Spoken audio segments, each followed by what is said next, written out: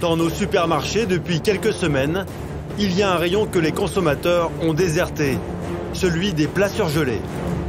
Les ventes de produits à base de bœuf se sont effondrées, 50% de baisse, depuis qu'a éclaté le plus grand scandale alimentaire de la dernière décennie. Burk, c'est le mot du jour. Du cheval dans mes lasagnes, fendus, rôtis, 3 de ces plats cuisinés. Savez-vous vraiment ce que vous mangez? Il y a comme un doute. Du cheval, découvert dans des lasagnes, pourtant garantie pur bœuf. Le plus grand scandale de fraude alimentaire européen est révélé en février 2013 lorsque les autorités britanniques découvrent lors d'un contrôle que la viande des lasagnes Findus, vendue au rayon surgelé, contiennent plus de 60% de viande de cheval, alors que c'est censé être du bœuf. Bienvenue dans la série de l'été consacrée aux scandales qui ont fait trembler les entreprises. Aujourd'hui, je vous raconte le scandale de la viande de cheval, un scandale qui agite tous les amateurs de viande, mais aussi et surtout les acteurs d'une industrie. Donc, comme je vous le disais, faites des choses que vous aimez. Qu'est-ce que vous voulez faire plus tard? Je ne sais pas encore. J'hésite. Je veux acheter des fusées aux Russes pour aller dans l'espace. N'aie pas peur de l'avenir. Il faut se construire. L'expérience ne s'achète pas et ne se transmet pas. Bienvenue sur le podcast Il était une fois l'entrepreneur, le seul podcast business en France qui raconte les histoires comme une série tous les mardis. Je suis Laurent Broye, fondateur de Inspire Média, et chez Inspire Média, en plus de raconter des histoires, nous aidons les entreprises à lancer leur podcast. Et n'oubliez pas de vous inscrire à nos spectacles dans toute la France, Inspire sur scène, que vous retrouverez en description.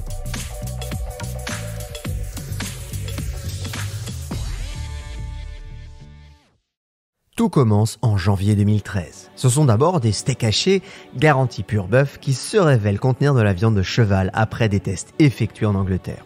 Les autorités britanniques commencent alors à remonter la filière. Le scandale éclate chez nos voisins. Well, back now to tonight's main news, and I'm sorry if you're enjoying your dinner, but the Food Standards Agency says the discovery of horse meat in a Findus beef lasagna is appalling, but maintains there's no immediate health risk to the public. Quelques semaines plus tard, Findus, une société qui commercialise des plats surgelés, fait des tests après une alerte interne et découvre que ces lasagnes de bœuf sont faites avec du cheval. Les produits incriminés sont retirés de la circulation en France, au Royaume-Uni, puis en Suède, pays d'origine de Findus. Pour Findus, qui s'estime arnaqué, il s'agit de se retourner contre ses sous-traitants, 2 Français. Elle porte alors plainte contre X. Le scandale est sur toutes les chaînes de télé et dans toute l'Europe désormais. Dans nos supermarchés, depuis quelques semaines, il y a un rayon que les consommateurs ont déserté, celui des plats surgelés. Les ventes de produits à base de bœuf se sont effondrées, 50% de baisse, depuis qu'a éclaté le plus grand scandale alimentaire. Désormais aussi, ce sont les gouvernements qui s'en mêlent devant le tollé général.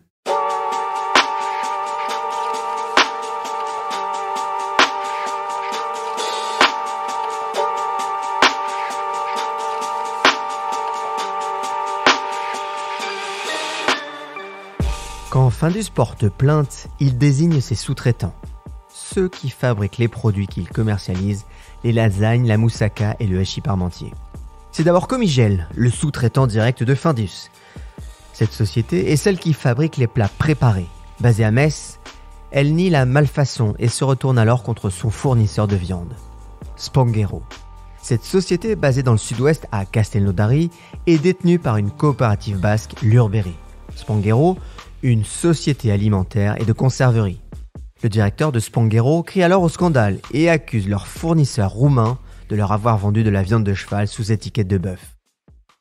Je fais certes confiance à mes collaborateurs, mais la confiance n'exclut pas le contrôle. J'ai appelé plusieurs connaissances et personne ne connaît le code 205.0205 du cheval. Donc, considérons que c'est une négligence. Pourtant, le scandale ne cesse d'aller de rebondissement en rebondissement. Picard, Ikea, puis la plupart des supermarchés retirent les produits surgelés à base de bœuf de leurs magasins. Les ministres européens finissent par se réunir. Il faut trouver des coupables.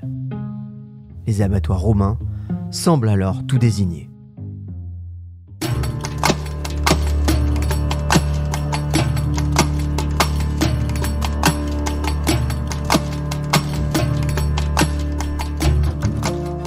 Après enquête, il semble que les abattoirs roumains aient bien étiqueté la viande exportée comme viande chevaline.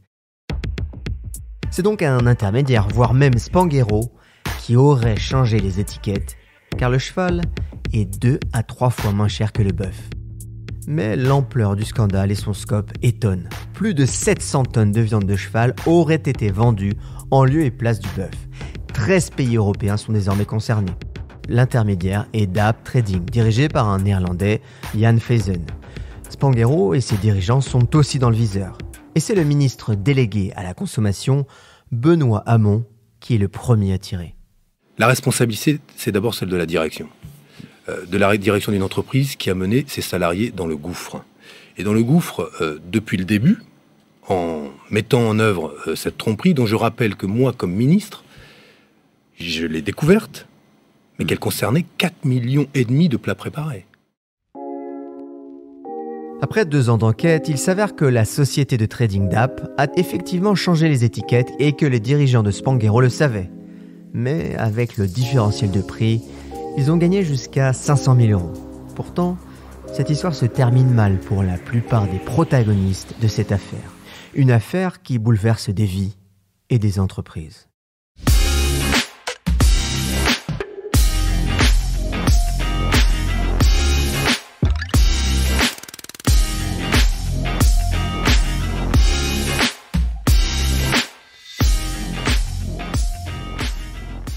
Le scandale de la viande de cheval emporte tout sur son passage. L'usine Spanghero est fermée quelques jours après le scandale, mais réouverte pour sauver les 300 emplois à Castelnaudary.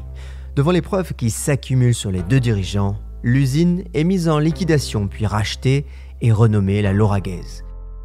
Mais rien n'y fait. 1 an après, elle finit par être liquidée et reprise par un groupe agroalimentaire breton. Sur les 300 personnes, ils ne sont plus que 150 et font désormais du cochon bio et des conserveries locales. Comigel change aussi de nom en 2014 et malgré tout fait faillite 4 ans plus tard. Le site est fermé et les 170 salariés remerciés. De cette affaire, 4 hommes sont condamnés par la justice en 2019, 2 intermédiaires néerlandais et 2 cadres dirigeants de Spanghero. Les lasagnes au bœuf sont-elles revenues dans les rayons des supermarchés? Avec du bœuf dedans, enfin. Normalement, et ça, c'est une autre histoire.